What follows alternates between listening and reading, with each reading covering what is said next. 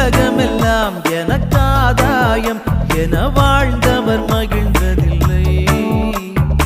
ஆன்மாவே எனக்காதாயம் என வாழ்ந்தால் கவலை இல்லை. அழியும் செல்வம் சேர்ப்பதா அழிய ஆன்மாவை காப்பதா?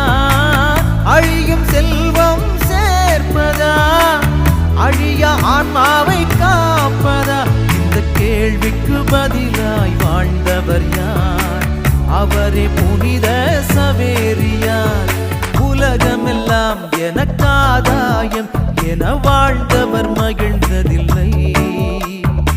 ஆன்மாவே எனக்காதாயம் என வாழ்ந்தால் கவலை இல்லை.